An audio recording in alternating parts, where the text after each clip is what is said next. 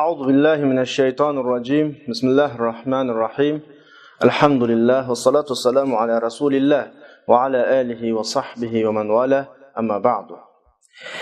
Sağdaşlarım, bugünkü dersimiz kitabımızın 3. kısmı El-Huruf-ninki içindeki huruf-ul atf, yani cümledeki bileklerini özara birisi-birisiga etki kıldığan vasla haqidagi dersimiz, yani 47. ders kitabımızınki.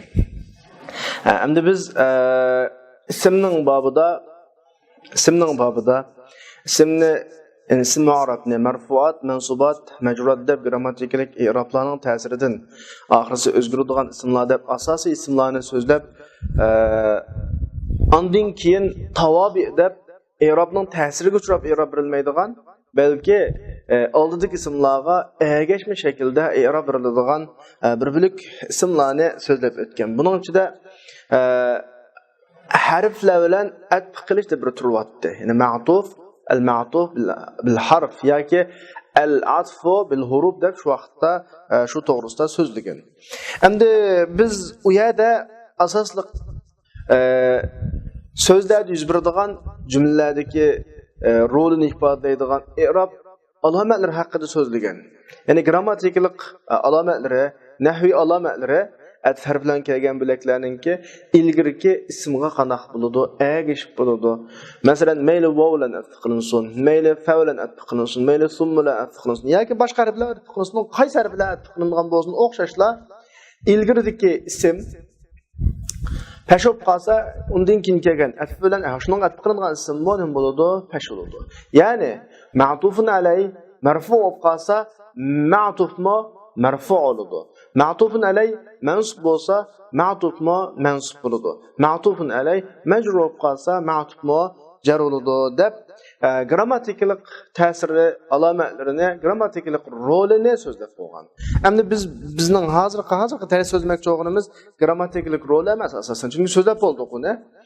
Endi hozir shu harflarninki jumlada ifodalaydigan ma'no, mazmun nuqta to'g'ri to'xtalamiz, grammatikalik nuqtalar so'zlab qo'yg'achqa o'tib ketamiz. Endi yana burungi darsda o'tganimizdek, bu harfning bayoni asosan biz tunji arab tiliga qadam qo'ygan kundan tortib bizga kun uchraydigan narsalar. Masalan, qo'limizga shundalam bir jumladan birini olsak, ja'a zaydun va amrun desa, zaydlan va amrining o'tirib kelgan narsalar wow. Baştan tartib gerçek kalımıza kaydılışıp atf harfleri mao da bilmesek mi? Bu harflerinin cümledeki rolü, hatta tercüme vaqti geçirilgan tercümeleri bizge kaydısız şekilde olsun mu anca ma'lum. Şu başka bizge nispeten haddeden ziyade qiyin olmaydı. Anlap ütüp ketsek, bazı özgürlüklerini, bazı kaidelerini bilip alsak oldu biz. Abdur başladığı gapni huruf-ul atfi haşaratun. Yani atf harfleri 10 türlük bulup el-vav, vel-fa, thumma, hatta, ev, imma, em, la, bel, lakin qatarlıq 10 türlük harf var. Biz tüvende her harfninki, her atf harfininki mani cihetki rolunu dep mağamiz vav mutlaq cuğulaştırdı. Bu nelaka Arapça ifade şunda da edemdi. Ama Uygurca ifade etsek vav, Uygur bizden Uygur tilimiz bu ifadeliğe vaqtida ve bilen hem lip degandek mush ma'nolarda keladi. Jug'lash degan gap vovning oldidagi so'z bilan keyingi so'zni o'rtaq bir mazmunga keltish degan gap. Masalan, odatda vov ism bilan ismning o'rtog'i keladi. Biz Uyg'ur tiliga shunday qarab baqsak, ism bilan ism bir jumlada bir mazmunga kelgan vaqtida bilan deb tarjima qilinsa muvofiq. Ja'a Muhammadun va Ahmadu desa, Muhammad bilan nima Ahmad keldi deb. Onu başqa vav sifatlar bilan sifatlarning o'rtog'ini atf qiladi. Bunda vaqtlarda sifat bilan sifat o'rtaq bir yerga kelgan vaqtida bir odamda ikki xil yoki bir narsa ikki xil sifatda bilib qolsa ham bo'ladi. Masalan, Muhammad nahifun va tawilun desa, Muhammad uruq ham egiz. Mavrunda vav ham degan ma'noda keldi. Ya'ni sifatlar sifat o'tirgach ham degan ma'no bo'ladi. Undan keyin pilning o'tirdi gap qolsa, dakhala Muhammad va kharaj. Masalan, Muhammad kiribla chiqib ketdi. Masalan, kirib chiqib ketdi. Mavrunda nima keldi? Lip degan ma'noda keldi. Undan keyin vav bir necha ismni o'tirdi kelib qolsa, masalan 4 ismni o'tirdi kelib qolsa, 5idagi 3 vovni tarjima qilmay, oxirisiga birini tarjima qilamiz. Masalan, ishtaraytul kitaba wal qalama wad daftara wal mistara desak, men kitob, daftar, qalam va sizg'ucha oldim deb tarjima qilsak bo'ladi. Demak, endi vovninki keladigan so'z turkumiga qarab turib, bilan va andikan lab, andikan ham degandek shakl tar. Chunki mushu ma'nolarning hammasi o'zining oldidagi bilak bilan keyindagi bilakni mazmun jihatda bir yerga akiladigan ma'no olg'achqa, vovni hozir jami uchun degan gap shu vovning oldidagi bilan keyindagi ma'no jihatda o'rtaq birlashadi degan gap. Ya'ni yana mana tushunsak, masalan, misol orqali tushunsak, jaa Muhammadun va amrun desa, Muhammad bilan amr keldi degan gap, mush kelish degan harakatda Muhammad bilan amr bir yerga keladi. O'rtaq sifatlanadi, mush kelish degan sifatlan, mush fillan. Mayli u Muhammadning kelishi burun olsin, keyin olsin. Muhammad bu yil kelgan bo'lsin, Bakr amri kelajili kelgan bo'lsin yoki o'tkajili kelgan bo'lsin. Faqat vovning boshqa narsaga aloqasi yo'q. Faqat ikki ma'tuf bilan ma'tufun alay bir hukmda o'rtaqlashdi. Yani mushu hukm Uyg'ur tilida bayon degandek va bilan ham lip degandek mushu ma'nolar bilan qanaqa qilinadi, ifodalanadi. Bu vovning ma'nosi. Masalan, jaa Said va Hamidni qo'ydi, Said bilan Hamid keldi deymiz. Mayli Said kelishda ilgari olsin yoki Hamid ilgari olsin, faqat vovning ilgari kellik, vaqt, tartib u bilan munosabat yo'q. Faqat ikkisining birga kelganligini, mayli birga kelgan bo'lsin, ayrim kelgan bo'lsin, kelish degan fe'lda ikkisining o'rtaq kelganligini ifodalab turadi. Bas. İkincisi fa tartib uchun keladi, muhlatsiz degan gap. Fa ifodalagan ma'tuf bilan o'tirida daraja tartib bo'ladi. Birisi burun, birisi keyin bo'ladi. Ammo vaqt yo'q. Masalan, dakhala Muhammad fa amrun desa, Muhammad kiribla amr keldi. Kiribla amr keldi degani keyinidan egish bilan keldi degan gap tartib jihatda. Dakhala Muhammad fa kharaj desa, Muhammad kiribla chiqib ketdi. Ikki xil sharkat oqa-oqin yuz berdi, bila muhla o'tirdi, vaqt yo'q degan gap. Qama Sa'idun fa Hamidun desa, Sa'id vaqtsiz, bila muhla vaqtsiz ilgari olsa. Summa tartib uchun keladi, muhlatlandigini fa bilan summa o'xshash, illaki o'tirdagi farq fa'da bayatdan ikkining o'tirdi, fa'ning ma'tuf bilan o'tirdi, vaqt yo'q deb emasmi? Summa o'tirdi, vaqt bor. Bu vaqt necha sekunddan tortib necha yilgacha hammani o'z ichiga oladi. Hammani. Shunga tarjima qilgan vaqtda fa'ni lipla an deb tarjima qilsak, Muhammad kiribla Ahmad kirdi. Muhammad kiribla chiqib ketdi deb tarjima qilsak, summini andin keyin, bir mazgildan keyin, shuningdan keyin, keyincha deganda tarjima qilamiz. Masalan, dakhala Zaydun summa Khalid. Zayd kirgandan keyin Khalid kirdi. Keyin o'tirdi nima? Vaqti va Zayd kirgandan keyin Khalid kirdi. Ya'ni Zayd kirishda Khalid muqaddam bo'lsa, ilgari bo'lsa va o'sha kishining o'tirdi, sal vaqt o'tib qolsa. Mavla ma'nosi ma'nosi. Esingizda bo'lsa ayt oddiy, a? Undan keyin hattaga keldik. Hatta o'xshash tartib jihati summaga o'xshash. Hamda hattani biz ne chiqdim ko'rdik hisobda. Hattani an taqdir qilingan hattadan birini ko'rdik. An taqdir qilingan hattadan bo'ldi key ma'nosida. Uning keyinidan harf jar bo'lgan hattadan birini ko'rdik. Hamda atfi ma'nosi bilan qildigan, atfi shaklda qilgan hattani ko'rdik. Ham shuni elishtirib o'tmanglar. Bo'lmasa tarjimalar xatolam chiqadi. Chunki hatta kelaveradi. Sizlar hattani bir xillam o'rganasizlar. Keyinda an taqdir qilinib keymanda qildigan hatta va oldingi darsdagidek harfi jar bo'lgan hatta va endi ma darsdagidek summa ma'nosi bilan qildigan. Summa ma'nosi bilan keladi. Tartib jihati va muhlat jihati o'xshash. Andin keyin tarjima qilinadi. Lekin ma'ning muhlati sumning muhlatidan sallimroqqa, qisqaroq. Shuningcha agar ifodalay-lasak Uyg'ur tilida andin keyin degandan boshqa bir gap bilan ifodalasak bo'ladi. Lekin ma'tuf, hattaning ma'tufun alayhi ichiga kirgan bo'lishi shartki, hattaning ma'tufning ikkisi bir jinsidan, bir turdagi insonlar, yoki hech bo'lmaganda shu jumladagi hukmda o'xshash turli bir hukm deganni ifodalaydigan bo'lishi kerak.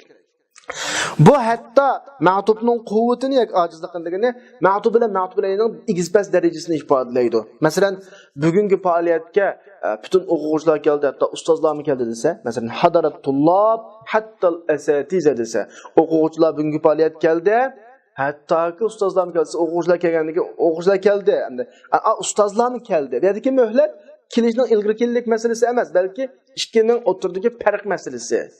O'quvchilar masalan, qana so'rovga kelaveradi, ustozlar kelmaydi, lekin ustozlarmi kapti deganda egiz paslik ekan. Mana quvvat da'fi deb ifodalabdi. Derece farkı bas. Mesela matannas hatta el-enbiya. Kişiler ölüdü. Hatta vahiy çıkan peygamber mi ölüdü? Aha, esnoldu bolsun. Summuga oxşaş dep qo'ygandan keyin ham undan keyin dep ya unda emas. Hattoki tugul degandek tarjima qilsak bo'ladi. Kishilar tugul payg'ambarlar meni emasmi degandekchi. Ammo bu yerdagi muhlat tartib deganlik bunda darajadagi tartibni ifodalaydi. Yoki ojizlik deganimiz shu. Tartib degandan keyin ham birisi egiz bir tuvan bo'ladi emasmi? Bu yerda kuchlilik, ojizlik dedi. Qaysi egiz qaysi past bo'laveradi. Har holda shu jumlada biz birini yo'qol birini tuvan ifodalamoqchi bo'lsak bo'ladi. Bu yilgi imtihondan o'quvchilar hammasi uyda ketibdi. Hattoki Bakram uyda ketibdi desa, Bakr degan bir dars o'qimaydigan bola edi. Shumi imtihonni o'tib ketibdi deb, ammo bir darajani ifodalayapti. Masalan, qadimal haj hadal mushad. Hajlanamiz kep bo'ldi. Hatto piyoda ketganlar kep bo'ldi. Juma shu oldi hozir. Sizning memtahonmish kelmaydigani degandek bir xil uqumni ifodalash uchun egiz past daraja bas. Xo'sh, shuni bilan hatto masalasi tugagan bo'lsa, aw imma am 3 ga keldik. Endi aw imma am jumlada gap qolsa biz hamda bizga kichik bolalarga o'tishda yoki deb ham tarjima qilamiz. Avnimi yoki amnimi yoki immanimi yoki. Lekin jumlada kelgan vaqtda inchga ba'zi nuqtalardan farqlantirsak bo'ladi. Qanday o'rinlarda av ishlatish, qanday o'rinlarda imma ishlatishni. Hozir sal turib, mushu hozirgi so'zlamoqchi bo'lgan mazmunlarda shuni so'zlaymiz endi.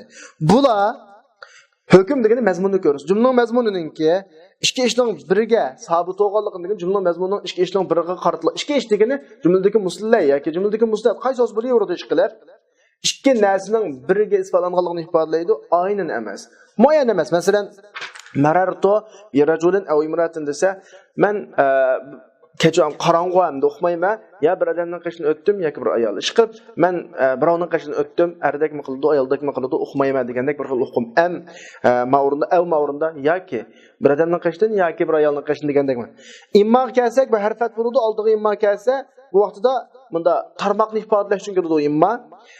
San ya taquludu ya jubbuludu. Ma'alaqa bayatındaki ya bilan o'xshash ig'izimizdan yoki deb chiqsa-mu, oyada bir xil shak ifodasi bor. Shak ifodasi ma'da turga ayirish ifodasi bor. Shu ikkilasi uyg'urtildi yoki, lekin qo'lini g'ayri o'xshamaydi. Oldiga avsun imma avning oldiga kelsin bo'ladi. Masalan, Zaydun imma katibun aw laysa bikatib. Zayd ya yozuvchi yoki yozuvchi emas. Yani bir xil tur ifodalaydi. Bunda shakl ifodalasin bo'ladi. Ondan keyin keldik. 48-ci ders huruful atlarning qolganlari. Biz bu yerdan aw imma amga kelgan emasmi? Amga amda keldik yana. Ammo o'xshashlar bayatın degandek jumlada gap qolsa yoki deb tarjima qildi. Lekin amninki yoki deb tarjima qilinadigan yeri avlat immadan sal farqlanadi. Ifodalangan o'rni farqlanadi. Masalan, avda biz ikki narsaning o'rtada bir shak, ikkilanish bo'lganlikni ifodalab yoki boshqalarni ikkilantirish degandek ma'lum maqsad bilan ish qilib mazmun jihatda ikki narsaning o'rtada bir xil taraddud bor. Imma bir narsaning tafsiloti, yani turga ayirish, av andaq yoki mundaq. Mundaq shakldagi yoki, am qanday yoki desa, am avval ikkiga bo'linadi. Muttasila va munqati'a deb. Muttasil deganimiz amninki oldidagi ma'tuf bilan ma'tufun alay munosabatlik bunda ulishib keladi. İkisi birisi mazmun jihati birisiga bog'lanadi. Ammo ma'ni jihat qanday bo'ladi desanglar, shu am orqali ikki narsaning birining muayyanligidan qanday qilinadi so'riladi degani amning asosli ishlatiladigan yeri suol vositalarida ishlatiladi. Amninki suol vositalarida ishlatilinib avmu yoki mavmu deb mundaq shaklda qo'llanildi. Endi so'g'uchi mushu am bilan ikkisining birini mujmal asosda ikkisining birining sabit bo'lgan bo'ldiki, ikkisining birisining jumlaning mazmuniga munosabat ekanligini biladi ish qilib. Avvalan immoning xilofi bilanki, avvalan immo bilan so'rab qolgan odam hech nima o'qimaydi endi. Hech nima o'qimaydi. U ikkisining biriga sabit bo'lgan jumla mazmunida andaqmi, mandaqmi ekanligini o'qimaydi. Ammo am bilan so'rgan odam avmu yoki mavmu deb ikkisining birini biladi, ana shundan am bilan so'raydi. Mush amni ishlatishda 3 shart qilinadi. Birinchisi amdan ilgari bir hamza keladi. Amga yordamchi asosida. Masalan, as-sa'idun indaka am hamidun. Sizning qashondagi Saidmo yoki Hamidmo. Biz durusul lug'atninki dastlabki dilam Abakistaniyun anta am hindiyun deb jumlalarni o'qitimiz emasmi? Bu birinchi shart. Ikkinchi shart, ash amdin keyinki narsa, hamizdan keyinki narsaga mumasil bo'ladiligini, agar amdin keyin muslay tushib qolsa, hamizdan keyin bu muslay bo'ladi. Agar amdin keyin musnad tushib qolsa, hamizdan keyin bu musnad bo'ladi. Amdin keyin ism tushib qolsa, hamizdan keyin bu ism bo'ladi. Amdin keyin fa'il tushib qolsa, hamizdan keyin bu ham fa'il bo'ladi. Demak, hamza bilan amning keyinidagi hozir biz bu savol orqali muayyanlashtirmoqchi bo'lgan haliqi ikki narsaning birisi bo'ladi. Buning beriladigan javob ya hamzning keyindagi bo'ladi, ya amning keyindagi bo'ladi. Ikkisi mualdil deb qo'yamiz. Biz so'moqchi bo'lgan ikki narsa bo'ladi. Ya'ni hamzning keyingi narsa ism bo'lib qolsa, amning keyingi ism bo'ladi. Yuqoridagi misolda shu Sa'id kelibdi, amning keyingi Hamid keldi. Agar fil bo'lib qolsa, shuningdek hamzning keyingi fil bo'ladi. Aqama Xolidun am qa'ada Adil. Xolid o'rindan turdimi yoki o'tdimi degandek. Qanaqdir ara'ayta Sa'idan am Majidan deb hamzdan keyin ara'ayta degan fe'l, amdan keyin Majidni ega bo'ldi. Ko'pincha o'quvchilar jumlani xato tuzib, anta Pakistaniyun am Hindiyun deb qo'ydi-ku. Anta Pakistan. Amaliyotda hamzdan keyin muslay kelsa, cho'qim amdan keyin muslay kelish kerak. Hamzdan keyin musnadni kelish to'g'ri kelib qolsa, musnadni kelish to'g'ri kelib qolsa, hamzdan amdan keyin musnad keladi. Masalan, anta desak, anta Pakistaniyun desak, amdan keyin shu antiga o'xshash muslayni birisi kelib, am Ahmad kelish kerak. Undaq demay, men Pokiston bilan insonlikni so'moqchi, chiroy o'xshagandan keyin demoqchi bo'lsak, cho'qim hamzdan keyin Pakistaniyun, anta Pakistaniyun hamzdan keyin keldi, am Hindiyun deb amdan keyin shu Pakistaniyunga o'xshash yana bir so'z kelish kerak. Bu shaklda qo'llanildi. Bu ikkinchi shart. Uchinchi shart, ikki ishning birisi so'g'ishning nazarida amaliyotga oshgan subuti. Ikki ishning biriningki shu sabit bo'lganligi so'g'ishning nazarida muhaqqaq amaliy bo'lishi kerakki, so'g'ish cho'qim ikkining biriga jazm qilgan bo'lishi kerak. Qaysi bo'lsa, bu ham shaklda bo'lsin. Faqatlam so'roq muayyanlashtirishdan bo'ladi. Avmi, ma'mi. Bayatun uxlab tursa ishxonaga ikkining birisiga kirding. Ya Ahmad ya Muhammad kirdi. Ishxonaga kirgan Ahmadmi? Muhammadun dakhala al-maktaba am Ahmad. Cho'qim ikkining birisi kirdi. Ikkining birisi muayyan, lekin qaysi ekanligini qilmas. Shunlashqa buningga beriladigan javob nima bo'ladi?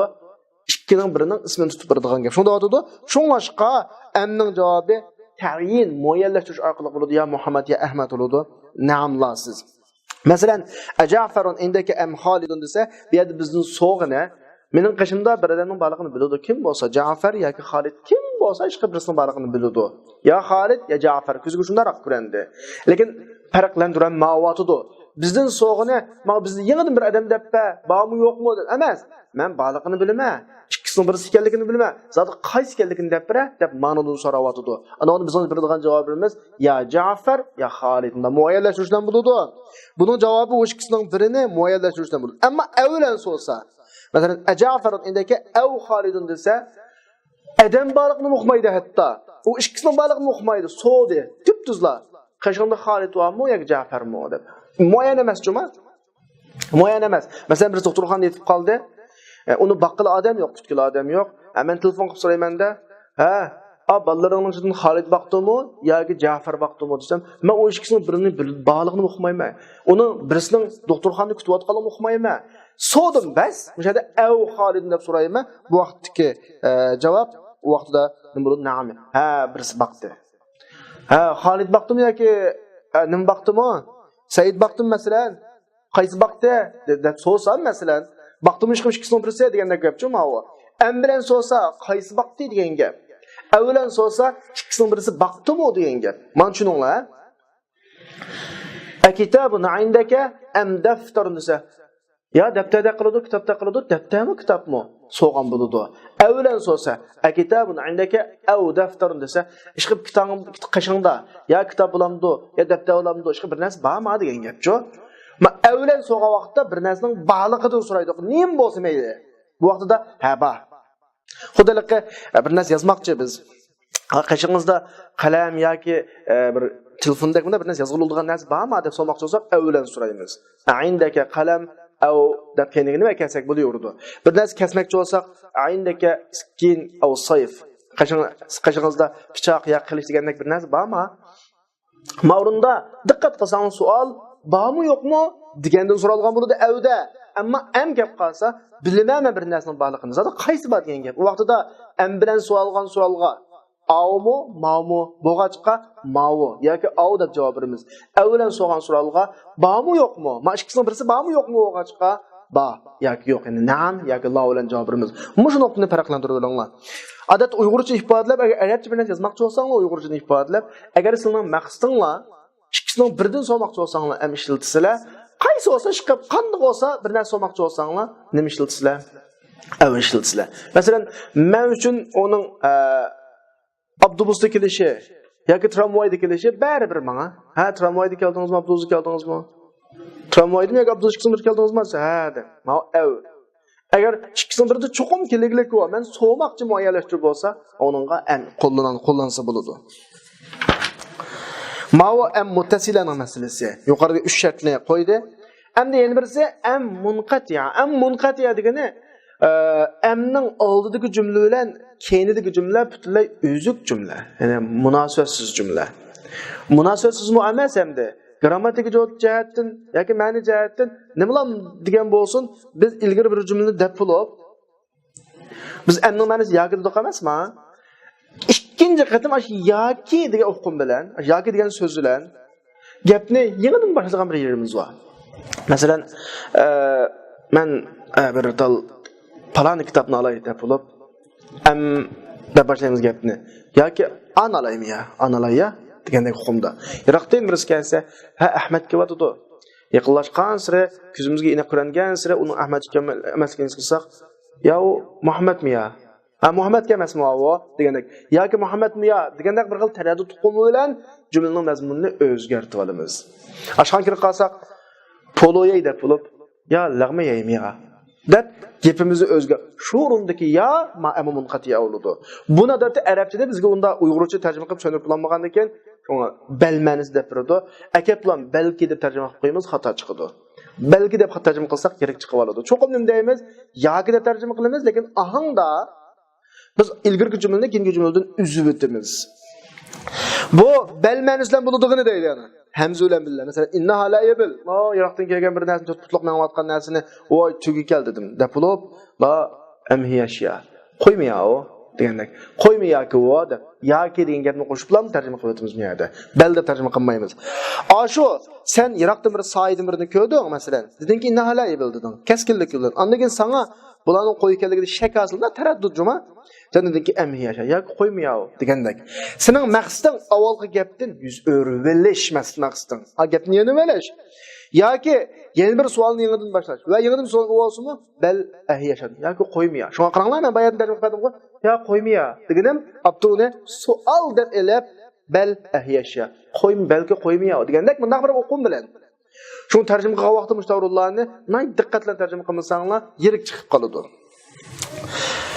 Amma munqatiya, bayatni dedim, amma muttasilada savol ishlatiladi. Amma amma munqatiya xabar ishlatiladi, kamamar degani asosan bir gapdan deb bo'lib yeni olamiz. Garchi shakl savolsiman chiqadi. Men bayat ochgan misol qapadim emasmi? Poloyay deb bo'lib, ya lag'mayaymi ya. Amma mush gapni deyimda ahanga savolsiman. Lag'mayaymi ya. Savol so'g'andek. Amma maqsadim qishimda tug'an kutkichiga lag'mayay demakchi. Ya'ni am munqati bilan kelgan jumlada asosliq maqsad ixbor, savol emas, lekin savol tariqasida, savol shaklida chiqadi. Tarjima qilgan vaqtda shu shaklda tarjima qilishimiz kerak. Va istifhom nima qo'llanildi? Ayndagi Ahmad, amma ayndagi Mahmud. Qishingizda Ahmad bormi? deb bo'lib, yo qishingizda Muhammad bormi ya? Degandek buni gapni almashtirib olib so'rash. Avvalgi jumla savol bo'ldi, endi keyingi jumla savol bo'ldi. Lekin savoldan savolga almashib oldi. Avvalgi jumla xabar bo'lib qolsa, kendi xabar jumlaga almashib olamiz. Har ikkala holatda yoki deb ilgirgi jumlani amaldan qoldirib, uni o'rniga yana bir jumladan birini ifodalash shaklida tarjima qilamiz munqatiyada. Xo'sh, nima bilan amning masalamiz oxirlashdi. Undan keyin la, bal, lakin degan harfat bilan keldik. La'ning ma'nosi bilasizlar, yo'q degan ma'noda, balning ma'nosi bilasizlar, balki degan ma'noda, lakinning ma'nosi bilasizlar, lekin degan ma'noda. Bularning hammasi ikki ishning birini muayyan tariqada mazmunni isbotlashligini bir gapni deb bo'lib, ma'mundaq, a'andaq emas deb yana bir tarafdan ehtimolni yo'qotib o'tish. Ma'mundaq, balki mandaq. A'andaq qildi, lekin ma'mundaq qilmadi deb gapni. Kis bilan ilgirgi jumladan keyingi jumlani farqlantirib ikki jumlani o'rtasidagi farqni chiqarish masalasi. La desek, avvalgi jumlaga vojib bo'lgan narsa ikkinchida nafiy qildi. Vojib bo'lgan narsa ikkinchida nafiy qildi degan gap asli birinchi jumlada biz bir mazmunni o'tirib qo'ydik. Shu mazmunni Allohdan keyin kelgan jumladan qana qilamiz, inkor qilamiz. Ya'ni buni siz o'zgartirib, masalan, Ja'ani Sa'id bir jumlada deb bo'ldi, bu Sa'id keldi. La majid, majid kelmedi. Avvalgi jumlada falani keldi deb bo'lgandan keyin ladan keyin kelmedi o'zgartiramiz uni. Bel desekmi avvalgisini yuz o'rishni. Masalan, balki degan gap shu. Ja'ani Ahmad bal Mahmud. Men Ahmad keldi deb, balki Mahmud keldi. Biz avvalgimizni yeni o'lib Mahmudga o'zgartiramiz endi ma'noda. Buning ma'nosi balja Mahmud degan gap. Istidrakmi ashur bu mushabbah bil fildagi istidrak bilan o'xshash. Ya'ni ilgari jumladan keyingi jumlani farqlantirishni ifodalaydi. Yani qama Sa'id, Sa'id o'rnidan turdi, lekin Xolid turmida ikkisidan o'tiradigan farqni chiqarish uchun keladi. Ammo yuqori deganlarimizning hammasi jumlada ifodalangan ma'no asosini, ma'no hukmlarini asos qilib turib so'zildi. Lekin grammatik jihatda deyish hojatsiz bu vositalar kelgan jumlalarda mushu harflar bilan atf qilingan bo'laklarningki ilgirkisi va keyingisi bir i'robda bo'ladi. Ya'ni ilgirkisi qandoq bo'lsa keyingisi shunday bo'ladi. Mushu harflar bilan atf qilinuvchi ma'tufun alay fa'il bo'lib qolsa keyindagigi fa'il ma'ni berib, shuni i'robini beramiz. Maf'ul bo'lib qolsa maf'ul ma'ni berib, i'robini beramiz. Sifat bo'lib qolsa sifatlik ma'nosini berib, shuni i'robini beramiz. Ya'ni yuqoridagi harflarning ma'tufisi ma'tufun alayga agishdi. Biz buni ismlar arabning oxirisida tavobi degan nom ostida qana qilgan so'zlab bo'lgan. Shu bu yerda grammatikalik i'robiy farqlarini, uning misollarini so'zlab o'tmaymiz. Faqat mushu yuqoridagi huruful atflarningki jumlada ifodalangan ma'nosini sizlarga qanday qilyapmiz deb qilyapmiz bas. Endi 49-dars kelsak hurufut tanbih. Hurufun nida, huruful ijob. Mush 3 harflarni so'zlaymiz. Bu harflarni yana qayta takrorlasak biz davomli mushu shug'ullanayotgan jumlalarda har bir jumlada asosan degandek ko'z oldimizga uchrab turadigan jumlalar bizga nisbatan qiyin emas harflar. Hurufut tanbih deganimiz muxotabni eskartish uchun tayinlangan harflar bo'lib, nimishqasi muxotabga hukmdan bir narsa o'tib ketmizdan. Bular o'ch ama alaha. Buning ichidagi ama bilan alani biz xil ko'rinarli yorqin ifodalayamiz. Ammo ha degani asosan jumlalarda singishib ketadi. Qo'llanilgan jumlalarda bizning Uyg'ur tilidagi luk ovoz, yuqori intonatsiya bilan ifodalanadi, bo'lmasa bekla yorqin ifodalanmaydi. Masalan, ala bilan amma faqat jumla ustida kiradi, ismi olsun yoki fe'li olsun, ismi olgan misoli ala inna hizballohi humul muflihun. Bunda Qur'onlarda el xatiblar olsun, minbarimizda shu oyatni tarjima qilayotgan yoki tarjimonlar olsun, jallandirib, "Hoy Allah'nınki hizbisi humul galibun humul muflihun" deb bunda shaklda tarbiyaga alani diqqat qilinglar. Hoy, hay degandek bir xil intonatsiya bilan, bir xil ogohlantirma shaklda qilsa bo'ladi. Fe'l o'qiganning misoli alala tafal hoy unda qilma, alala tadrib hoy uma degandek bir xil intonatsiyada chiqirimiz asosan bak yorqin adadin ziyoda adabiy tarjimada yorqin ifodalanib bo'lmaydi. Andigan hodisa shu muhim deb qaralgan jumlalarning hammaga kiradi. Ya'ni askarchiga tegishlik, masalan, ko'rsatish almashlarining hammasiga ha kirdi bilasizlar. Jumla kirsigina ha zaydun qaymoq o'xshash mufrad kirgini hazadaka ha ulaydaka ha. Ondan keyin munadada ya ayyuhar rajuldaki ayyuhadaka ha masalan. Bularning hammasi hurufut tanbih. Bular ashada singishib ketganlik ham tarjimaga chiqmaydi. Shu hurufut tanbih deb bilib olsak bo'ladi bas. Ondan keyin hurfun nida 5 turlik. Bizim buni mansubatning bayonida fe'li tashlanadigan maf'ulun bihning qatorida munadani so'zlagan, munada asl maf'ulun bih bo'lib, fe'lning o'rnida o'tiradigan hurufun nido bilan chaqirilgan munada deydik. Shu yerda biz hurufun nidoning bir qancha turlarini so'zlagan, shu asosdagi mazmunlar bugungi darsimizning huwa. Masalan, birinchisi zo'r qilgan hamzatu a. Ikkinchisi ay. İkkalasi biz Uyg'ur tilidagi hay degandek ma'nolarda, ya'ni yaqinni ifodalab turadi, hay degandek. Uchinchisi aya, haya, yiroqni ifodalab turadi, hoy degandek gapchi biz Uyg'ur tilimizdagi. Bunday ullugroq ovozda hay degandek hukm. Beshinchisi ya. Bu universal. Yaqingimi, yiroqmi, o'tirg'imi kelaveradi, ya'ni biz Uyg'ur tilidagi ay, hay, hoy degandek ma'no hamma ishlatsa bo'ladi. Asosan normal adabiy tillarda shu ya ishlatiladi. Aya, hayya, hamza, ay deganlarni anda soni ishlatib qolsa, asosda yani qo'llansa bo'ladi. Bunun qolgan ahkomlari o'tib ketib bo'lgan, masalan. Mufrad ma'rifat kirsa, rafi'ning alomatiga mabni bo'ladi, mudof shibh muzof kirsa nasb qiladi, nakir g'ayri maqsud kirsa nasb qiladi.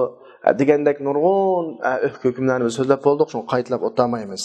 Undan keyingisi huruful ijob, ya'ni arab tilidagi javob berish harflari. Ya'ni uyg'urchadagi ha, ma'qul, bo'ladi, shundoq degandek iboralar emas, har xil yurtlar, har xil she'rlar ahvoli qarab turib ma'qul, bo'ladi, ha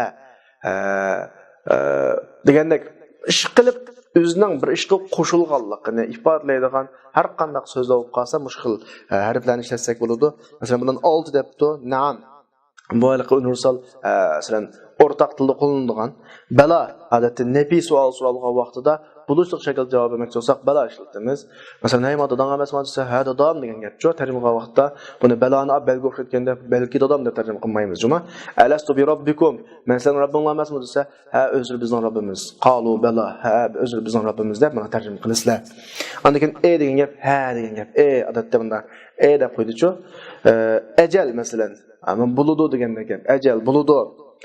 Jer inna masalan ras shunda zat degandek. Innaning ma'nosi uyg'ur tilidagi shunda da. Endi buning ichidagi eng ko'p qo'llanildigini buluşluq jumlalarda na'am bilan ma yolg'iz kelmaydi. Odatda qasam bilan qilib eyvallah deb qo'yadi.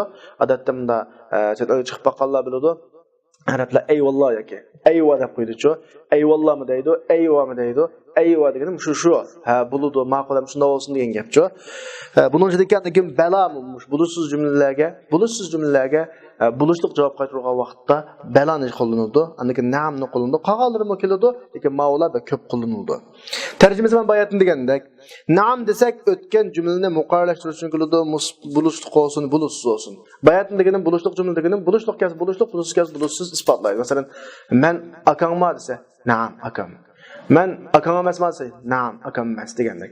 Buluşluq olsa, buluşluq, buluşsiz olsa, buluşsiz bo'ladi. Bala nafini ijab qilishga xos qilinadiganini buluşsiz jumlaga mujab, ya'ni buluşluq javob baladan chiqadi. Mayli istifhom bilan bo'lsin, alastu bi robbikum qalu bala. Hey, men sizlarning Robbinglar emasman desa, qalu bala. Ha, ashta. Yoki istifhomdan mujarrad bo'lsin, lam yaqum zaydun. Zayd o'rnidan turmadi desa, bala desa, "Ha, balki turdi u." Bunda shaklda. Uchinchisi odatda javob harfi bo'lib, na'am ma'nosida bu asosan qasam bilan keladi. Masalan, "Mamashda oldimi?" desa, "Eyvallah." Eyva degan gap shu, eyva degan gap. Ajal je inna deganlar esa ras, shundoq, albatta degandek ma'nolarni ifoda. Usaddiquka fi hadal xabar deb tarjima qilibdi. O'sha bo'yicha tushunsak bo'ladi.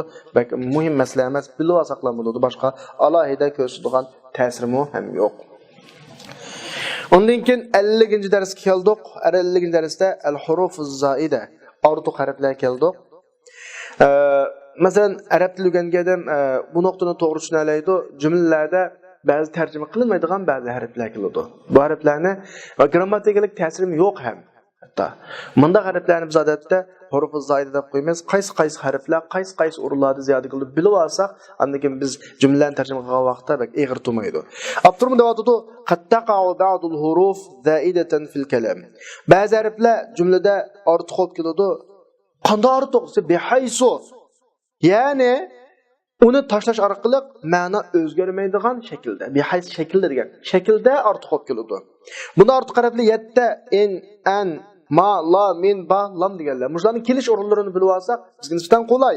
Masalan, indin kelayli, in nafining ma'nosidan ziyoda bo'lib keladi. Ma in zaydun qaymun. Inni faqat tarjima qilmaysiz, zayd o'rnidan turmoqlik deb tarjima qilasizlar. Inning ma'nosi yo'q. Masdarning ma'nosimi salli ma in dakhala al-vaqt desa, sen vaqt kirsa namoz o'qi. Ma'ning hech qanday o'rinda nimasi yo'q, ta'siri yo'q. Hatto grammatikalikmi ta'siri yo'q, ma'niyatim ta'siri yo'q. Lamma bilan ziyoda qilinadi, ammo ma in dakhala al-vaqt degandagi ma debdimi injuma, ya'ni vaqt kirsa namoz o'qi degan gapchi. Vaqt kirsa namoz o'qi desa, indan chiqqan ta'siri yo'q. Lamma bilan ziyoda qilinadi, lamma in jalasa jalastu. Sen o'ttirgan Allah o'tirma. Indan chiqqan ma'nosi yo'q. Bu inning ahvoli. Anning ahvoliga kelsak, lamma bilan ziyoda qilindi, falamma anja al-bashir. Xo'sh bisharat etgan adam yo'q, Farisonning qashig'iga kelib edi. Anni faqat tarjima qilmadik lamma bilan. Aniga law bilan qasamning vosini o'tirdim ziyoda qilindi. Vallohi an law qumtu deb, ya'ni anning hech qanday ta'siri yo'q. Anning masalasi tugadi.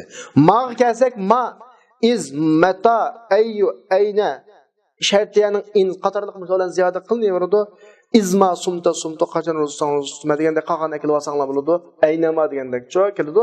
Tarjimada ma'no tarjima qilmaymiz. İkincisi ma ba'zi harflardan keyin ziyoda qilganmiz. Ma bek muhimi. Fabima rahmatin minalloh desa Allohning rahmati bilan. Ma'ni faqat qo'shmaymiz ma'runda.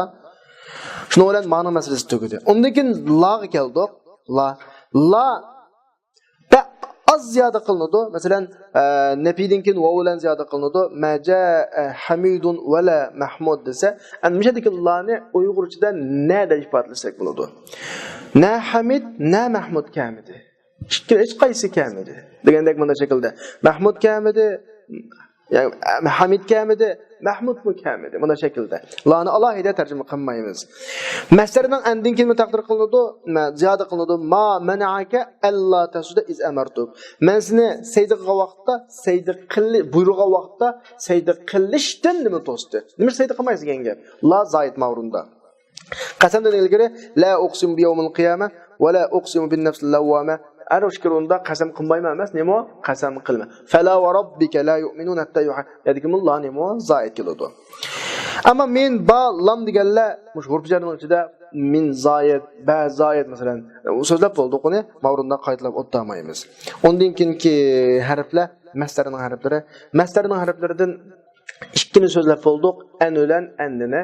An odatda fil mudari'ning oldiga kelib fil mudari' masdar qiladi. Anna jumlaning oldiga kelib jumla masdar qiladi. Buni so'zlab. Ammo odatda mazi planning ko'p hollarda mazi planning oldiga kelib ziyoda qilgan ahvollar bor. Shunda o'tadi avval ikkisi mavlan an fi'li jumla uchun keladi. Ya'ni an degani fi'li jumla degani fil mudari' degani shu.